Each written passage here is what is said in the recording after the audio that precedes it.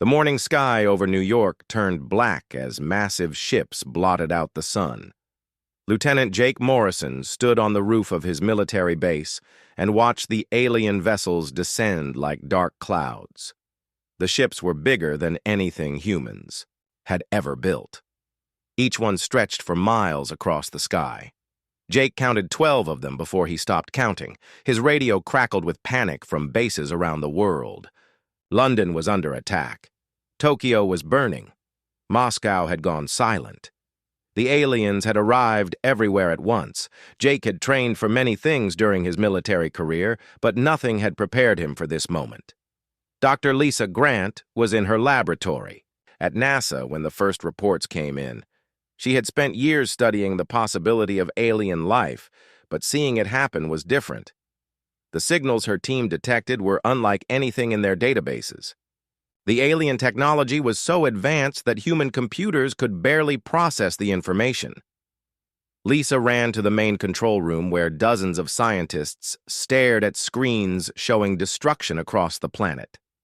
Cities that had stood for centuries were being carved apart by beams of light that cut through buildings like they were made of paper. The aliens were not trying to communicate. They were conquering. President Henry Walsh was rushed to an underground bunker beneath the White House.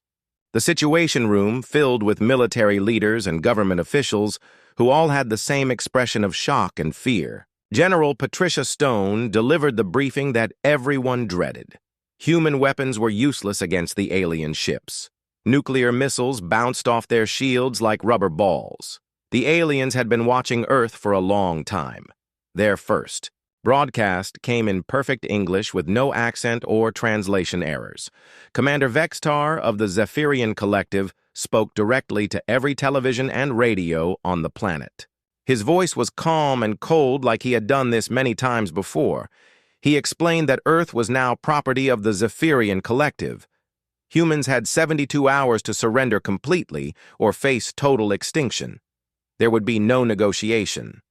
There would be no mercy for those who resisted.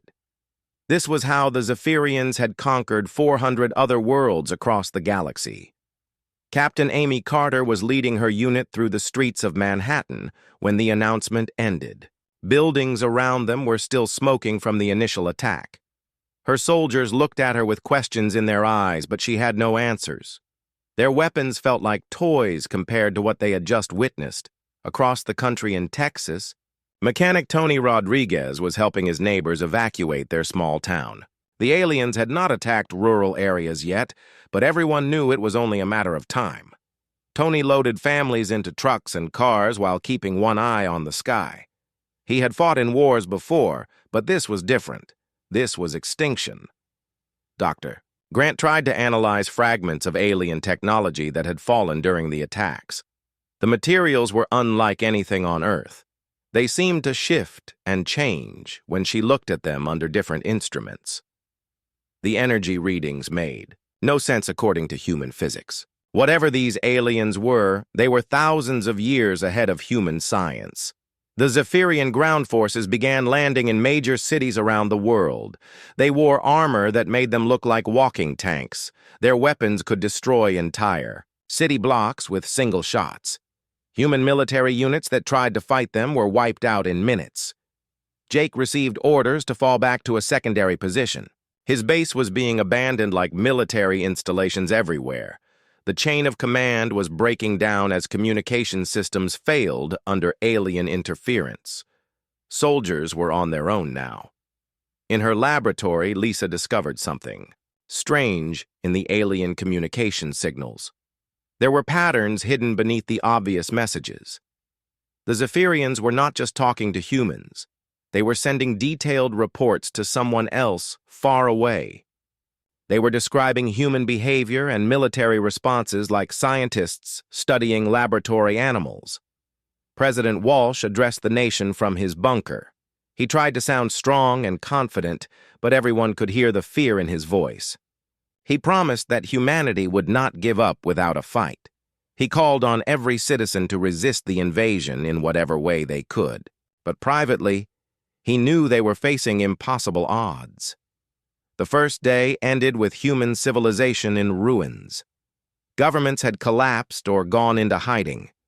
Military forces were scattered and defeated. Cities burned while alien ships patrolled the skies like predators hunting wounded prey. The Zephyrians had crushed human resistance exactly as they planned. But something was different about this conquest. Reports were coming in from around the world about strange incidents. Power grids that should have failed were somehow still working in some areas. Communication networks were routing around damaged sections in ways that defied explanation. Small groups of humans were moving with coordination that seemed impossible given the chaos. Commander Vextar reviewed the initial reports from his flagship. The conquest was proceeding on schedule, but there were minor anomalies in human behavior. Nothing significant enough to worry about, just small irregularities that would be studied later. He had seen similar patterns on other worlds. Some species took longer to accept their fate than others. As the 72-hour countdown began, neither the aliens nor most humans realized that this invasion was about to become something completely different from what anyone expected. The second day brought more strange occurrences that neither humans nor aliens could explain. Sergeant Kelly Brooks was trying to contact other military units when her damaged radio suddenly came alive with crystal-clear signals. She could hear voices from bases that were supposed to be destroyed. The communication quality was better than it had ever been even before the invasion. Kelly tested her radio throughout the day and discovered she could reach military units on different continents. The signals were routing through networks that should not exist. When she asked other soldiers about it, they reported similar experiences. Equipment that had been broken was working perfectly. Systems that should have failed were running better than ever. Dr. Grant made a discovery that changed everything she thought she knew about the invasion. While analyzing alien communication intercepts, she found references to something called the Human Preparation Protocol.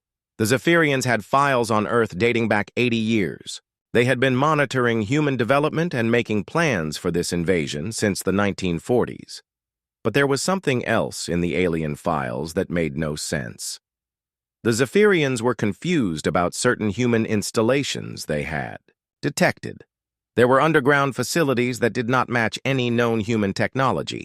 There were communication networks that used principles the aliens did not understand. The files showed that the Zephyrians were actually nervous about attacking Earth. Engineer Paul Davis received a coded message on his secure terminal. The message contained coordinates and an authorization code he had memorized 20 years earlier but never expected to use. He drove to the coordinates, which led to an abandoned warehouse outside Denver. Inside the warehouse was an elevator that descended much deeper than should be possible. At the bottom, Paul found a facility that had been waiting for him. The computers activated when he entered his codes. The screens showed a global network of similar facilities all coming online at the same time. There were installations under major cities and remote locations around the world. All of them had been built and maintained in complete secrecy for decades. Dr. Rachel Stone was a physicist who had received similar messages. Her facility was hidden beneath a university in California. When she activated the systems, she discovered that she was part of something called Project Lazarus. The project had been preparing for extraterrestrial contact since the end of World War II. The facilities contained technology that was both human and something more. The computers used quantum processing methods that were decades ahead of public science. The communication systems could reach anywhere on Earth instantly without using any known transmission methods. Most importantly, the databases contained detailed psychological profiles of dozens of alien species, including the Zephyrians. Colonel Ben Parker was the military coordinator for Project Lazarus. His facility was the largest, hidden beneath a mountain in Colorado. When all the installations came online, he found himself in command of resources that most governments did not know existed. The project had been funded by a secret coalition of nations working together since the Roswell incident. The truth about human preparation was more incredible than anyone had imagined. Every major government had contributed to Project Lazarus while keeping it secret from their own populations. Scientists, engineers, and military personnel had been recruited over multiple generations. They had built a shadow civilization dedicated to one purpose, preparing for the day when Earth would face an alien invasion. Ellen Price was a teacher who received activation codes during her normal school day. Her role was to coordinate civilian populations using social networks and communication systems that had been disguised as entertainment platforms. Online games that millions of people played were actually training simulations. Social media algorithms had been designed to create psychological resilience and group coordination skills. The gaming industry had unknowingly been preparing humanity for exactly this situation. Strategy games taught people how to manage resources under pressure. Communication platforms trained them to coordinate with strangers during emergencies. Even entertainment media had been subtly conditioning humans to think about alien contact scenarios. Chris Wade was a systems analyst who discovered that the internet itself was more than it appeared. Hidden within the normal data networks were quantum communication channels that could not be detected or disrupted by alien technology. These channels had been built into the infrastructure over decades. Every major communication company had, unknowingly, been implementing components of a secret defense network. The Zephyrians began experiencing problems they had never encountered before. Their monitoring equipment was receiving false data. Their communication systems were being infiltrated by signals they could not trace. Ground units reported equipment malfunctions that followed no recognizable pattern. Most disturbing of all, their psychological warfare techniques were having no effect on human populations. Commander Vextar called for reports from his occupation forces around the globe. The news was troubling. Humans were not responding to conquest the way other species had. Instead of surrendering or fleeing in panic, they were organizing in ways that defied explanation.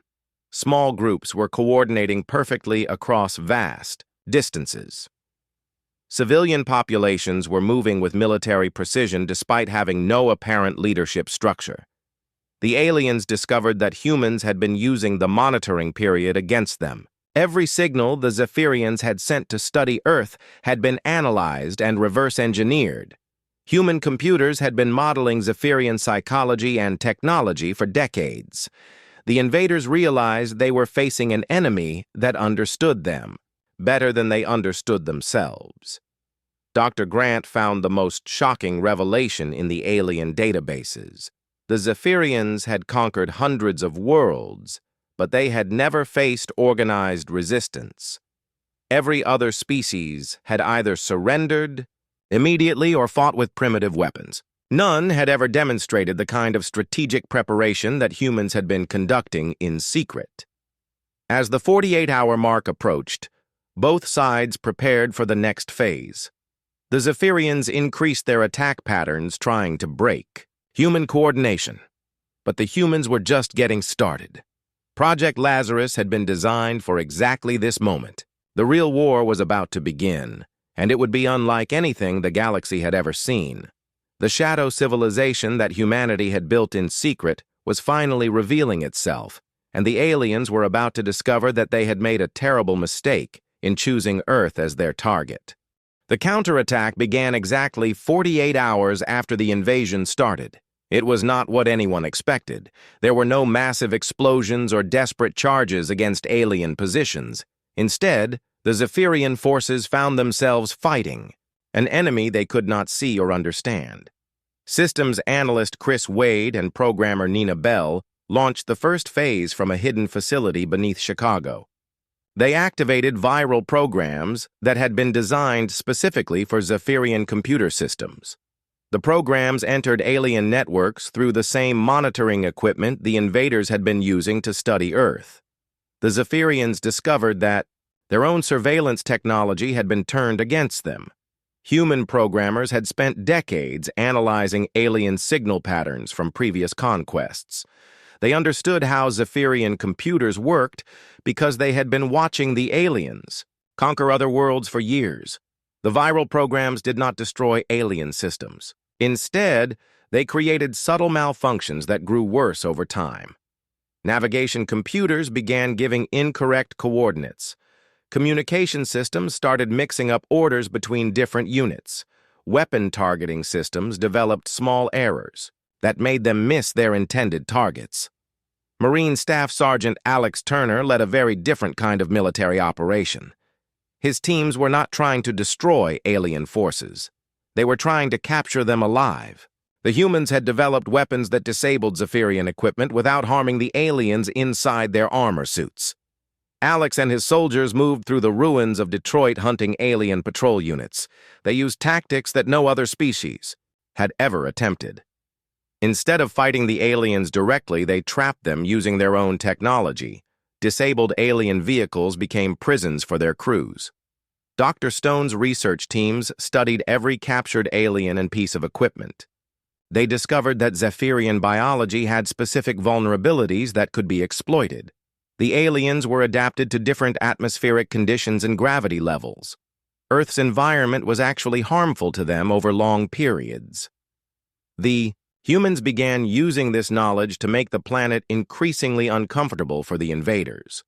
They adjusted atmospheric processors in captured areas to create conditions that weakened Zephyrian forces. The aliens found themselves getting sick in ways they had never experienced before.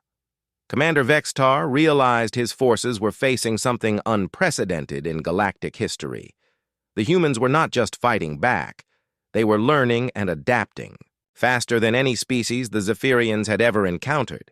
Every day brought new human tactics that exploited weaknesses the aliens did not know they had. The psychological warfare was the most disturbing aspect of human resistance. Danny Kim and former soldier Maria Santos coordinated operations that seemed designed to confuse and demoralize Zephyrian troops. Human civilians would approach alien positions carrying white flags, then disappear when the aliens tried to capture them. The humans were playing mind games that the Zephyrians could not understand. They would leave gifts of Earth food near alien camps. They would play music at frequencies that interfered with alien communication equipment. They would project images and lights that created optical illusions designed to make the aliens question their own senses. Most effective of all was the way humans used the aliens' own equipment against them. Engineer Davis and his teams had learned to modify Zephyrian technology faster than its original creators could adapt.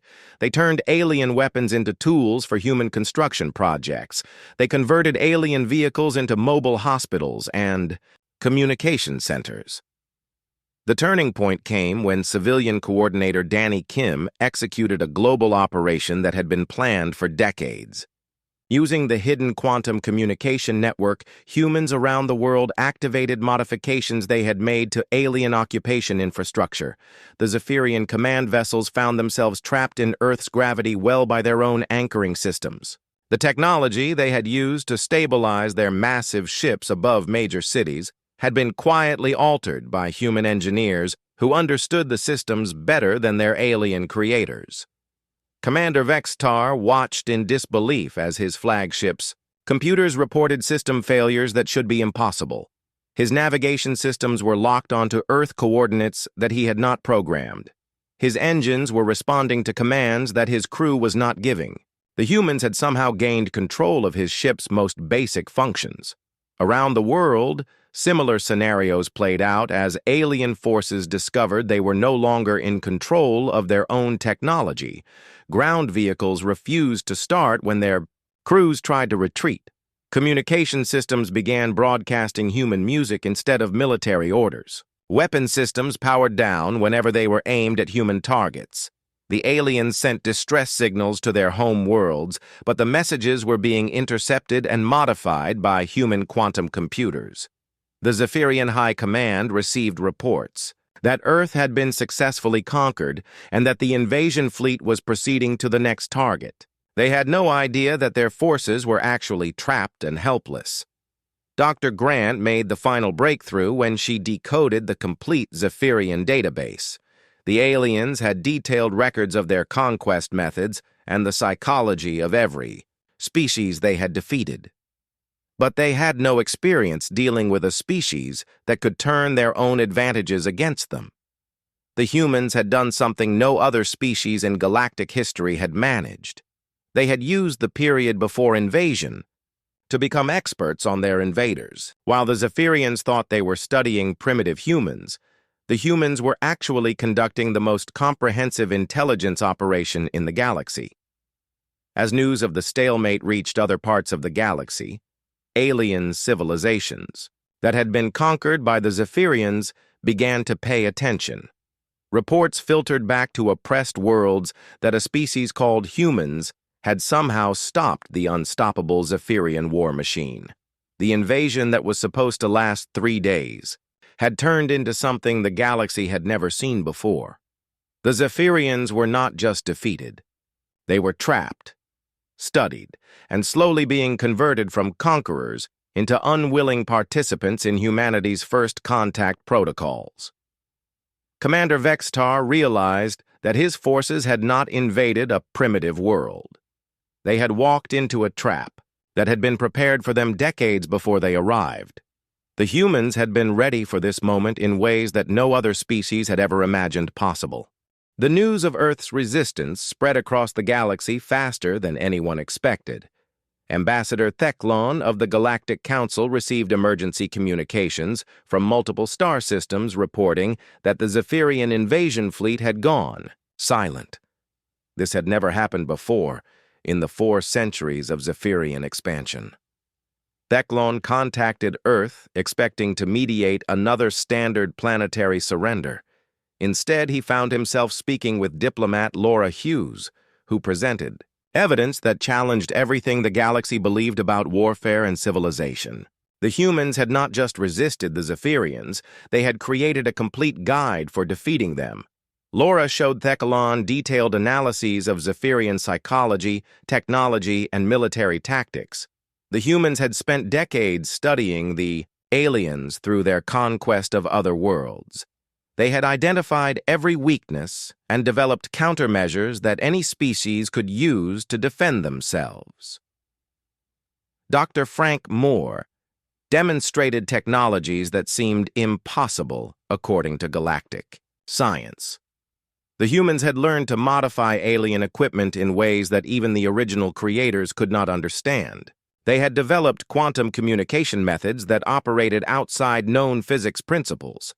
Former CIA analyst Sandra Lee provided intelligence reports on Zephyrian operations across dozens of star systems.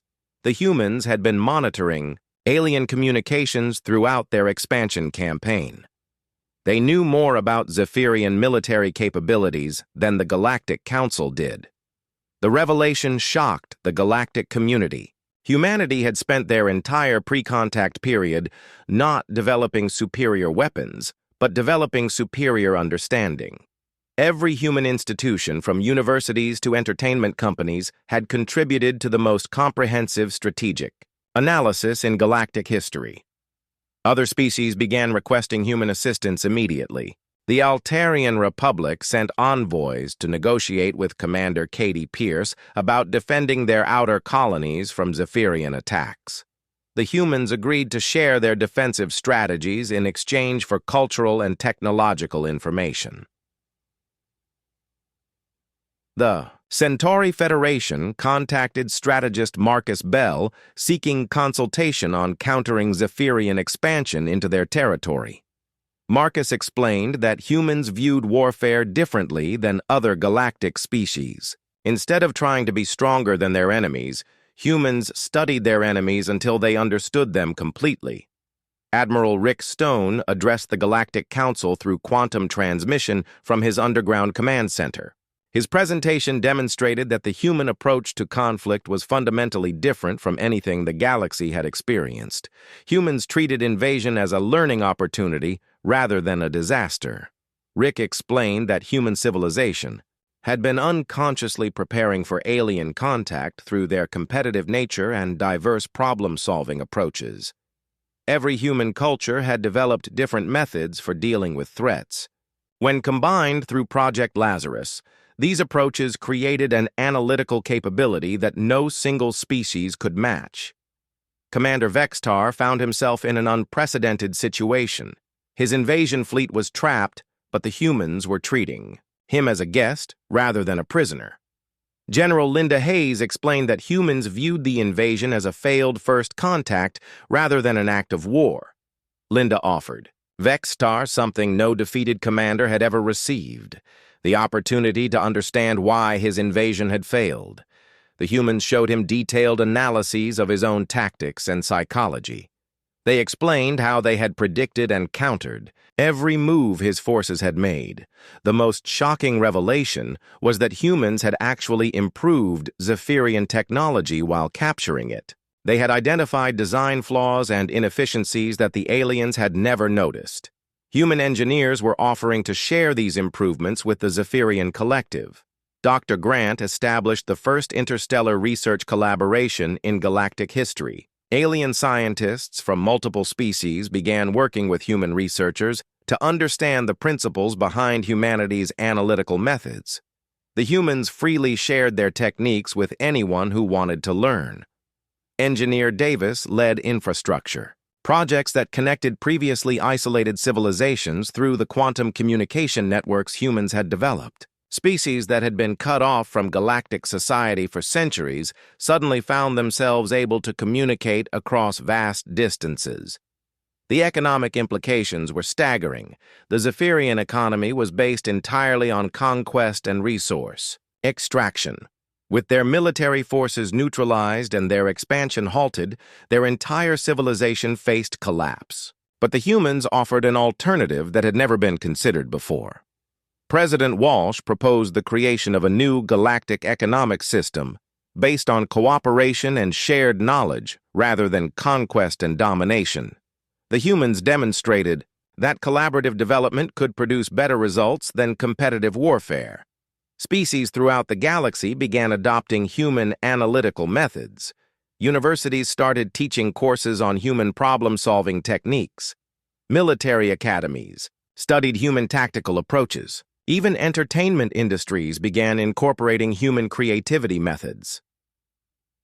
The Zephyrian homeworlds faced internal revolution as news of the failed Earth invasion reached their population. Conquered species throughout Zephyrian space began demanding independence using strategies they learned from human broadcasts. The collective's control over their empire started crumbling. Vextar made a decision that shocked his own people. He formally requested asylum on Earth and asked to study human civilization. He wanted to understand how a species could be so different from everything the galaxy thought they knew about intelligent life. The galactic community realized they were witnessing the birth of something entirely new. Humanity was not trying to replace the Zephyrians as the dominant galactic power. They were creating a completely different model for how civilizations could interact. Ambassador Theclon reported to the Galactic Council that the situation on Earth represented a fundamental shift in galactic politics. The humans had demonstrated that any species could defend itself if they understood their attackers well enough. This knowledge would change the balance of power throughout the galaxy. As more species adopted human methods, the old patterns of conquest and submission began breaking down everywhere. The galaxy was entering a new era where understanding and cooperation were becoming more valuable than military strength. The invasion of Earth had become the catalyst for the most significant transformation in galactic civilization since the formation of the first interstellar governments thousands of years earlier. The transformation of galactic civilization accelerated beyond anyone's expectations. President Walsh found himself representing Earth in the first truly democratic Galactic Council session in recorded history. Species that had been enemies for millennia were working together using human mediation techniques. The Zephyrian collective faced complete internal collapse as their conquered territories declared independence. But instead of seeking revenge, the liberated species requested human assistance in establishing peaceful relationships with their former oppressors. The humans agreed and began the most ambitious diplomatic project in galactic history.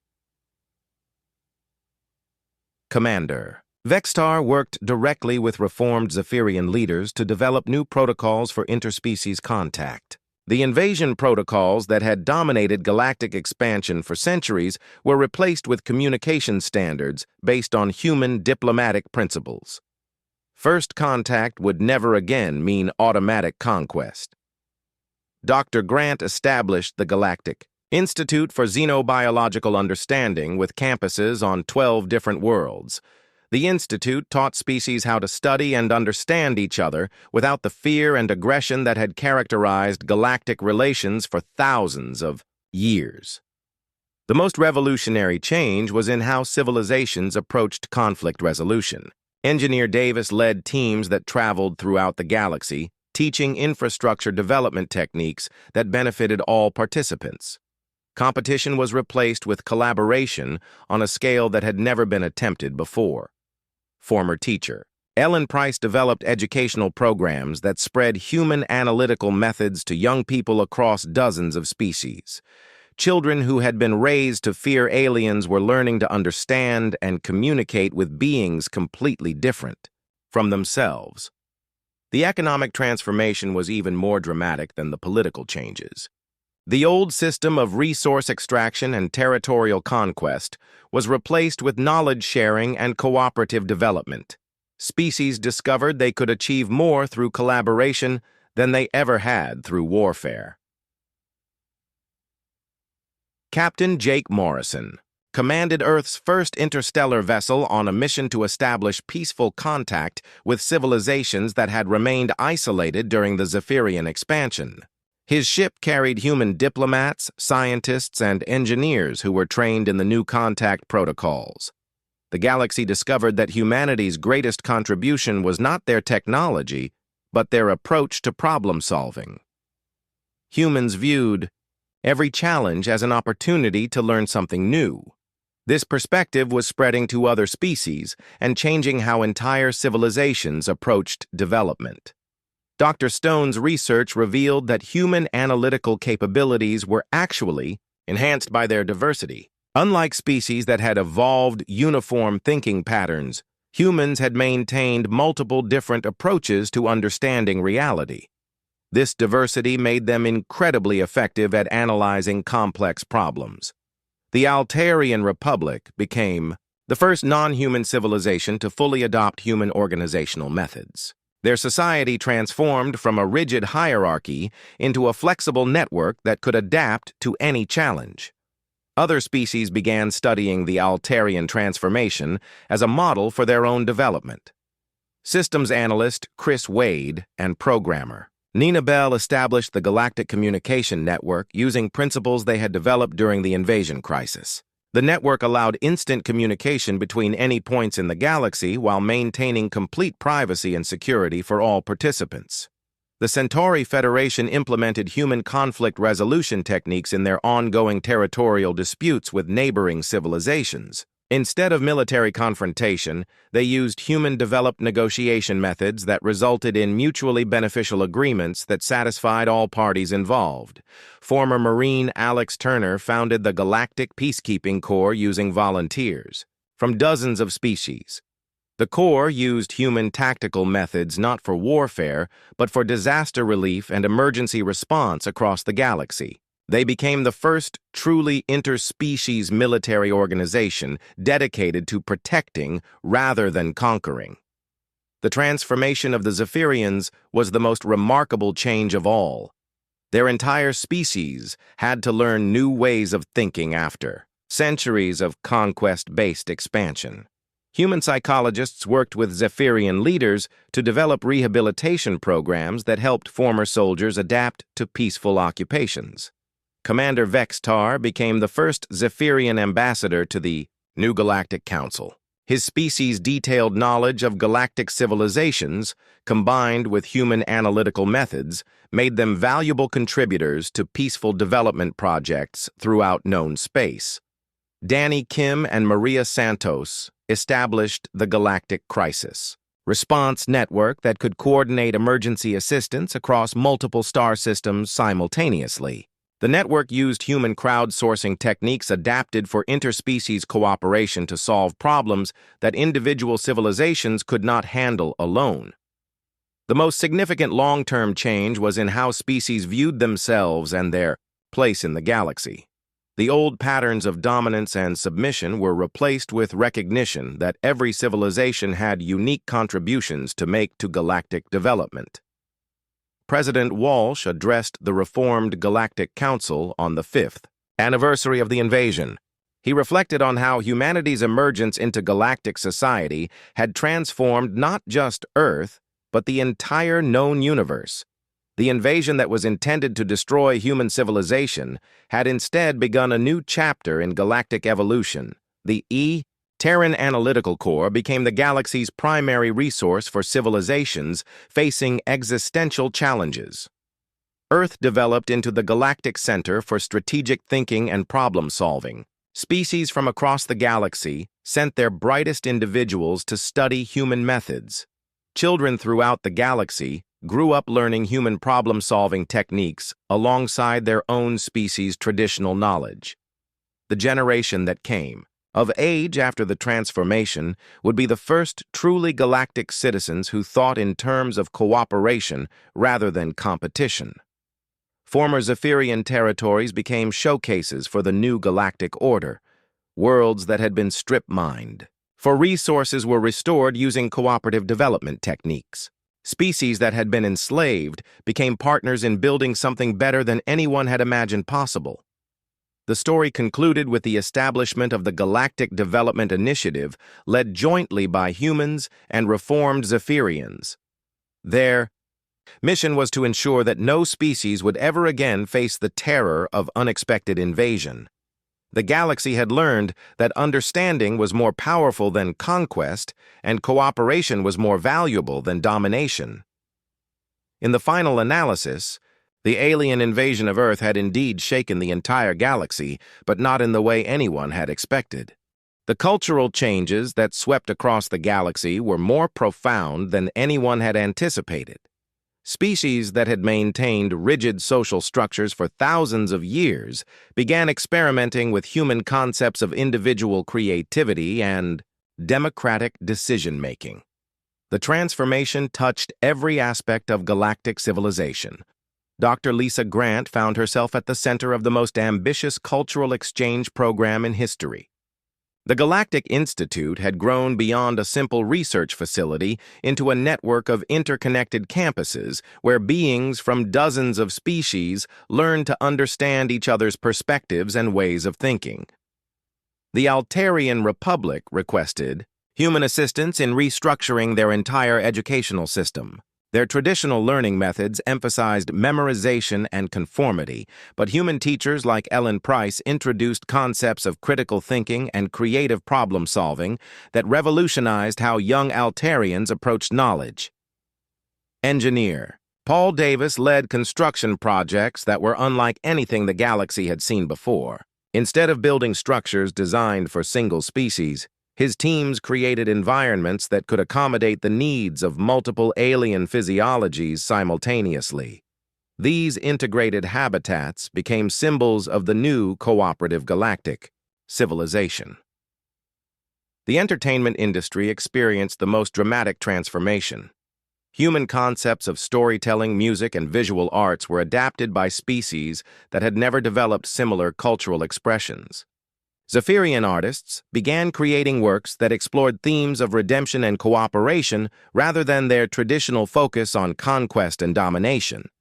Former CIA analyst Sandra Lee established the Galactic Cultural Intelligence Network, which helped species understand the subtle communication patterns and social customs of other civilizations. Misunderstandings that had led to conflicts for centuries were resolved through better cultural awareness. The religious and philosophical implications of human contact were staggering.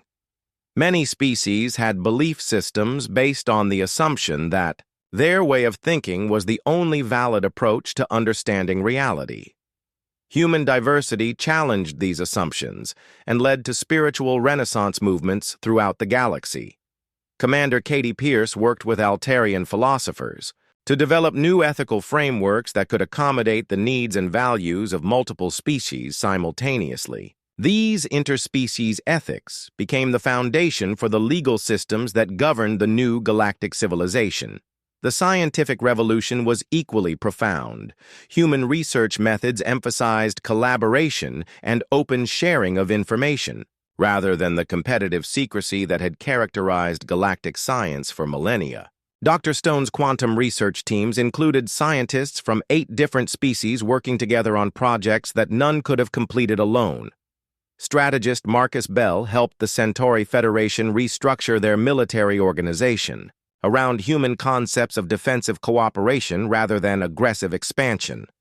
The Centauri military became a model for other species seeking to transform their armed forces from conquest-oriented organizations into protective institutions. The economic changes created opportunities that had never existed before. Species discovered they could specialize in what they did best while trading for resources and services they needed from others. The old model of self-sufficient, isolated civilizations was replaced by an interconnected galactic economy based on mutual benefit. Admiral Rick Stone oversaw the development of the first truly interspecies military academy, where beings from different worlds learned to work together for common defense. The academy taught human tactical principles adapted for the biological and technological capabilities of various alien species. The transformation of Zephyrian society was the most challenging aspect of the Cultural Revolution. General Linda Hayes worked with former Zephyrian military leaders to help them find new purposes for their organizational skills and strategic thinking abilities. Many became leaders in peaceful development projects throughout the galaxy. The psychological impact of the changes was enormous. Species that had lived in fear of conquest for generations began to imagine futures based on cooperation and mutual growth. The galaxy experienced a surge in artistic expression, scientific innovation, and philosophical exploration that had been suppressed under the old system of constant warfare. Chris Wade and Nina Bell expanded the galactic communication network to include cultural exchange programs that allowed individuals from different species to experience each other's perspectives directly. These virtual reality systems helped break down prejudices and misunderstandings that had persisted for thousands of years. The youth of various species were the most enthusiastic adopters of human cultural innovations. Young beings who had been raised with traditional expectations began questioning established social norms and developing new approaches to relationships, careers, and personal fulfillment. Danny Kim established interspecies community development programs that brought together beings from different worlds to work on local projects. These grassroots initiatives proved that cooperation could succeed at every level of society, not just in government and military organizations. Former soldier Maria Santos founded the Galactic Women's Network, which addressed gender inequality issues that existed across multiple species. Human concepts of gender equality and individual rights were adapted to the biological and social realities of various alien civilizations. The legal transformation required developing new frameworks for justice that could accommodate the different moral and ethical systems of various species. Human concepts of individual rights and democratic participation were balanced with alien traditions of collective responsibility and hierarchical decision-making. Ambassador Theclon reported to the Galactic Council that the rate of cultural change was accelerating beyond all predictions. Species were not just adopting individual human innovations, but were combining them with their own traditions to create entirely new forms of civilization. The old boundaries between species were becoming less important as shared interests and values created new alliances that crossed traditional biological and territorial lines. The galaxy was evolving into a true interspecies civilization rather than a collection of separate competing powers. Commander Vex Tar reflected on how completely his understanding of civilization had changed. The Zephyrian concept of progress through conquest had been replaced with human ideas of development through cooperation. His species was discovering that they could achieve more through building than they ever had through destroying. The cultural revolution that began with Earth's resistance to invasion had become a transformation that touched every aspect of galactic life. The galaxy was becoming something new, something that combined the best aspects of every member civilization while eliminating the conflicts and competitions that had defined interspecies relations for millennia. The technological advances that emerged from interspecies cooperation exceeded everything that had been achieved through thousands of years of competitive development. The combination of human analytical methods with alien scientific knowledge created innovations that revolutionized life throughout the galaxy.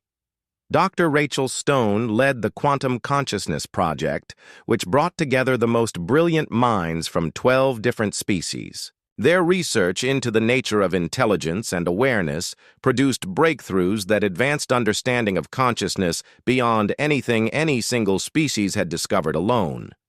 The project revealed that human creativity was enhanced by their ability to consider multiple perspectives simultaneously. When this capability was combined with alien logical processing methods and sensory abilities that humans lacked, the research teams could solve problems that had puzzled galactic scientists for millennia. Engineer Davis supervised the construction of the first interspecies city on a previously uninhabitable world in the neutral zone. The city used architectural principles that accommodated the environmental needs of 8 different species while incorporating technological systems that none of them could have developed independently. The city became a prototype for hundreds of similar projects throughout the galaxy. These integrated communities proved that beings from different worlds could not only coexist, but could create living environments that were superior to anything their separate civilizations had built. Systems analyst Chris Wade developed quantum computing systems that used principles borrowed from Zephyrian data processing combined with human pattern recognition capabilities. These hybrid computers could analyze complex problems involving multiple variables that had been unsolvable using traditional galactic technology. The new computing systems revolutionized everything from medical diagnosis to resource management. Problems that had required years of analysis could now be solved in hours. The efficiency gains transformed the economies of every participating civilization. Programmer Nina Bell created artificial intelligence systems that incorporated the decision-making methods of various species. These AI systems could understand and respond to the needs of beings with completely different psychological and biological requirements. They became essential tools for managing the increasingly complex interspecies civilization. Dr. Frank Moore led research teams that developed transportation technology based on human engineering principles applied to alien propulsion systems. The new starships could travel between distant star systems in days rather than months, while using a fraction of the energy required by traditional galactic vessels. The breakthrough came when human engineers realized that alien propulsion technology had been limited by single-species thinking patterns. By combining the spatial reasoning abilities of multiple species, they developed navigation systems that could find routes through space that no individual species had imagined possible. Former Marine Alex Turner applied human tactical analysis to alien defensive technologies and created protective systems that could adapt to any threat in real time. These dynamic defense networks became standard throughout the galaxy, making warfare virtually impossible while providing complete protection against natural disasters and accidents. The medical advances were equally revolutionary. Human doctors, working with alien physicians, discovered that many diseases affecting various species could be cured using treatments that combined biological knowledge from multiple worlds. The Galactic Medical Network eliminated health problems that had plagued civilizations for thousands of years. Dr. Grant's xenobiology research produced universal translation systems that could communicate not just language, but emotional and cultural context between any species. These translators made possible the kind of deep understanding between different beings that had never existed before in galactic history. The agricultural transformation fed populations that had struggled with food shortages for generations. Human farming techniques combined with alien biotechnology created crops that could grow in environments that had been considered uninhabitable. Worlds that had been barren became productive centers of food production.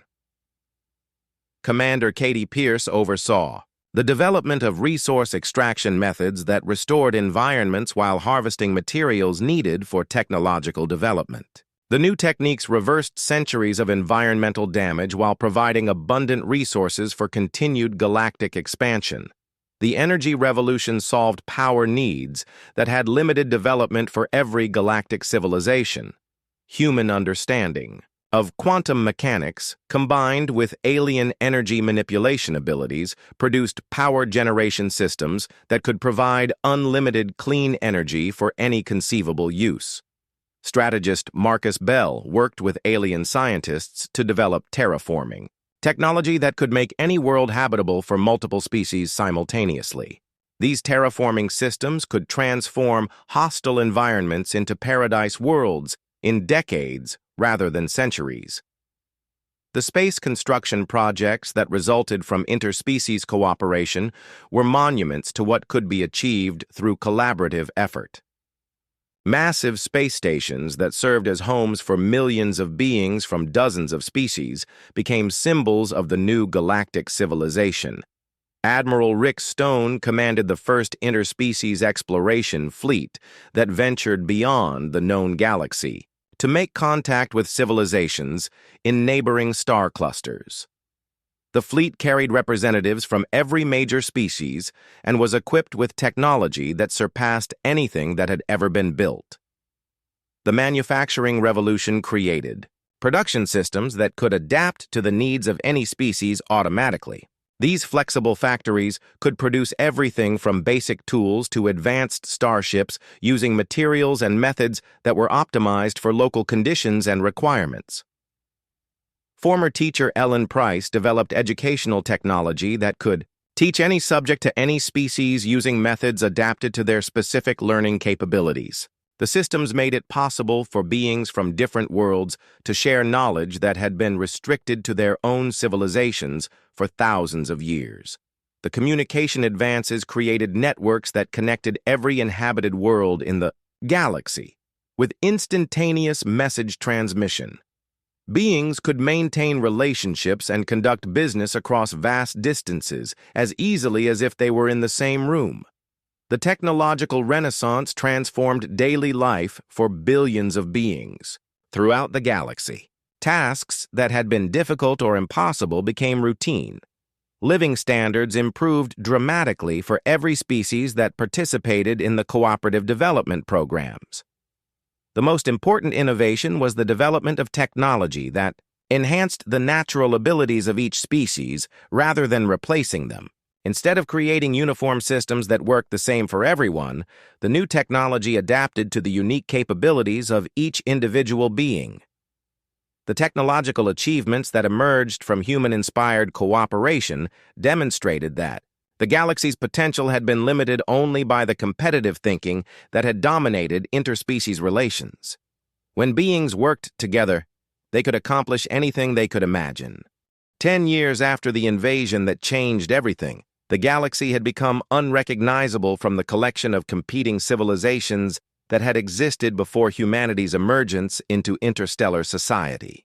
The transformation was complete and irreversible, creating a new form of galactic civilization that would endure for generations. President Walsh stood before the Grand Assembly of the United Galactic Federation, an organization that had been impossible to imagine during the dark days of isolated species warfare. Representatives from over 200 civilizations gathered in the Great Hall, built on a world that had been specifically terraformed to accommodate the environmental needs of every member species. The Assembly was reviewing the Galactic Charter of Cooperation, a document that codified the principles humanity had demonstrated during their resistance to the Zephyrian invasion. The Charter established that no species would ever again face conquest alone, and that all civilizations would have access to the collective knowledge and resources of the galactic community.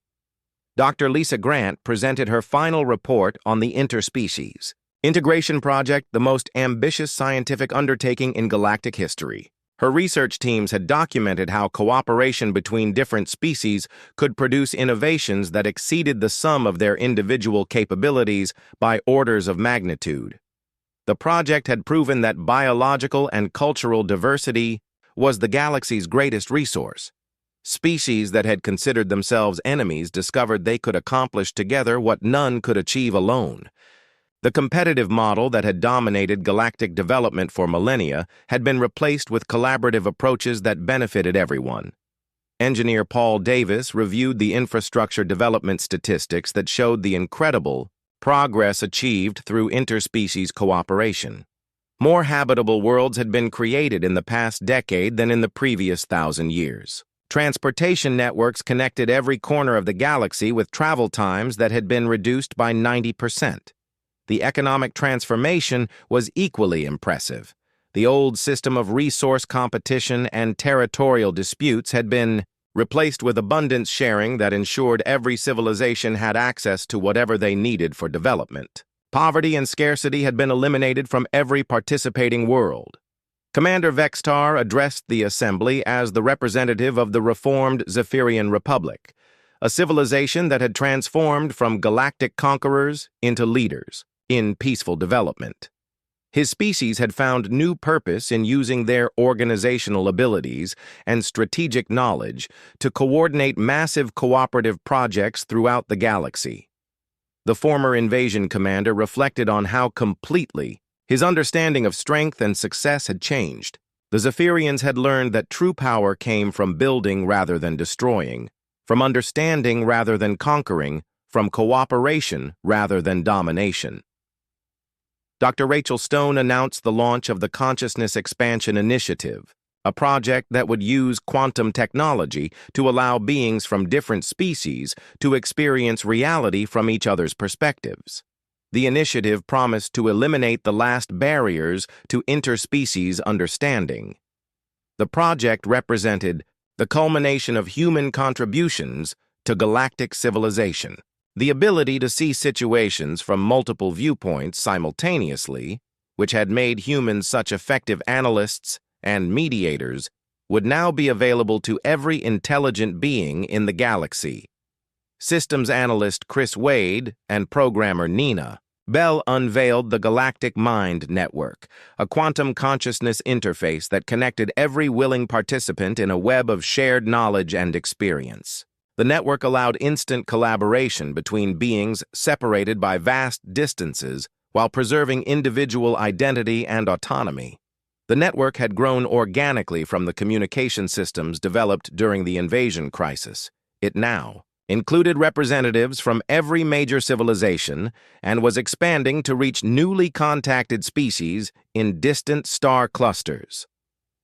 Former Marine Alex Turner reported on the activities of the Galactic Harmony Corps, an interspecies organization dedicated to preventing conflicts before they could develop into warfare. The Corps used human conflict resolution techniques combined with alien diplomatic traditions to maintain peace throughout the galaxy. The Corps had intervened in over 300 potential conflicts during the past decade, resolving every dispute through negotiation and mutual understanding. Warfare between intelligent species had become extinct in the known galaxy. Ellen Price described the Universal Education Network that provided learning opportunities to young beings throughout the galaxy. Children from different species grew up together in integrated schools that prepared them for life in a truly interspecies civilization. The network had produced the first generation of galactic citizens who thought naturally in terms of cooperation and mutual benefit. These young beings would inherit a galaxy that was united rather than divided, abundant rather than scarce, peaceful rather than violent. Danny Kim and Maria Santos presented the Galactic Community Development Report showing how local cooperation projects had spread to thousands of worlds. Beings from different species worked together on everything from artistic projects to scientific research to infrastructure development. The community development programs had proven that interspecies cooperation worked at every level of society. The success of these grassroots initiatives had been essential to the larger transformation of galactic civilization. Ambassador Thek Lon delivered the final presentation, reviewing the transformation that had begun with humanity's unexpected resistance to invasion. The changes had exceeded every prediction and created possibilities that no one had imagined when Earth first made contact with galactic civilization. The galaxy had evolved from a collection of competing species into a unified community that preserved the unique contributions of each member civilization while working together toward common goals. The transformation had eliminated the conflicts and limitations that had characterized interstellar relations for thousands of years.